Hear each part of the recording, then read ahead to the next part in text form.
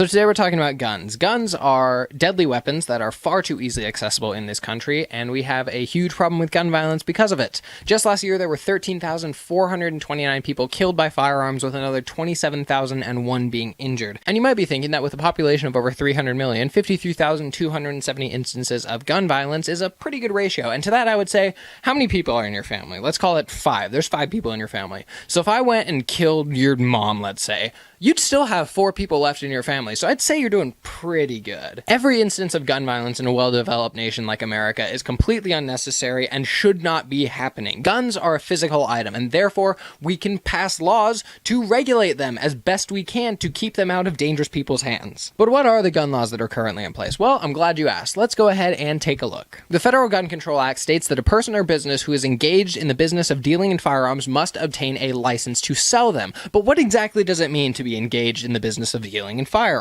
Federal law states that if a person devotes time, attention, and labor to dealing in firearms as a regular course of trade or business with the principal objective of livelihood and profit through the repetitive purchase and resale of firearms, then that person is engaged in the business of dealing in firearms. Essentially what this means is that if a person or business sells guns as a primary source of income, they must obtain a license. However, if a person just has a gun that they want to sell on occasion, they are not required to have a license to make that sale. Licensed dealers are required to do a background check on any individual who buys a gun from them. The questions on this background check include: have you ever been convicted of a felony? Are you an unlawful user of or addicted to marijuana or any other depressant, stimulant, narcotic drug, or any other controlled substance? And have you ever been committed to a mental institution? The dealer then sends a completed background check to the FBI, who runs it through the National Instant Criminal Background Check System. As the name implies, this process typically only takes a few minutes. In 2014, the NICS had a 91% instant determination rate, meaning that the background check cleared within a few minutes. The other 9% of the time, the FBI needed a little more time to check out the potential buyer. However, if this process is not completed within 3 days, the dealer can still sell the gun to the individual with an incomplete background check. There are 9 types of people who are absolutely not allowed to buy a gun, and those people are felons, fugitives, drug addicts or unlawful drug users,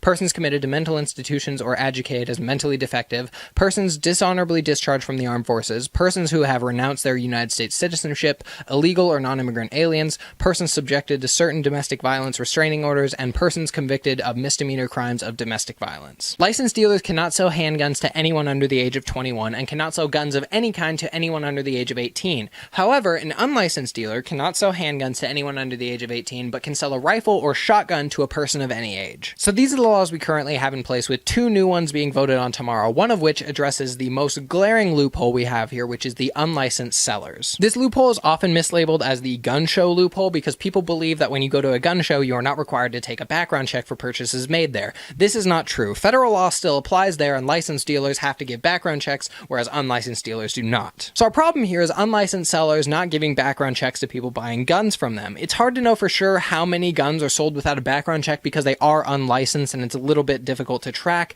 but it's estimated to be about 40%. Whatever the percentage may be, there are still a substantial amount of guns being sold to people who are not taking background checks. That whole section was the facts. Here's where we get into my opinion. When I was doing research for this video, I found that the gun control laws that we currently have in place seem fairly solid. However, gun violence is still so prevalent in America, so something obviously isn't working. We're trying to get these new laws passed, right? And that's awesome. It's going to help out a ton if we can get these through. But will it be enough? A lot of the times these monsters who commit these horrendous acts get their guns legally. In an article posted by the Cato Institute after the Columbine shooting, defending gun rights, the author says, although the horrible murders at Columbine High School have energized anti-gun activists, no proposed federal law would have made any difference. The adults who supplied the Columbine murder weapons were legal purchasers. And I think I might agree with this guy. Even with stricter gun laws, there are still going to be some crazy people who slip through the cracks. So what should we do instead?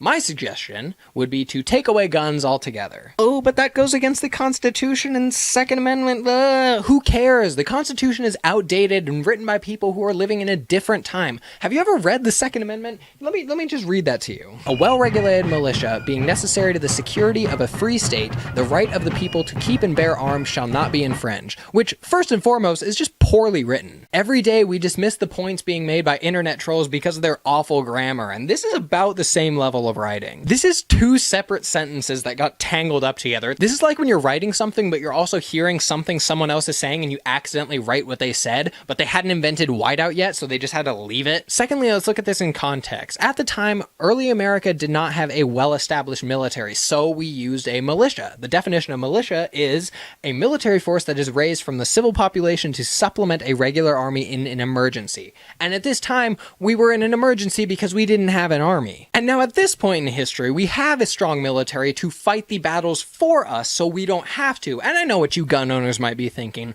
Well, if those Muslims, terrorists ever come to our U.S. soil, I'll be ready to fight them off with my gun. No, you won't, because you're a If you were actually willing to fight terrorists, you would be overseas in the military fighting terrorists. People want to own guns for protective purposes, but I am willing to bet that 90% of those people live in a pretty safe place. For people who are so anti-Muslim, terrorist, you sure are adamant about giving them guns. What's another reason people want to own a gun? For sport? I don't know. I've heard people like football. Why don't you try that? Let's also remember in context that at the time this amendment was written, guns were one shot and then like a 20-second reload. Now, we can fire off 45 rounds per minute with our AR-15. Gun owners will also like to point out that guns aren't the problem. Guns don't kill people. People kill people.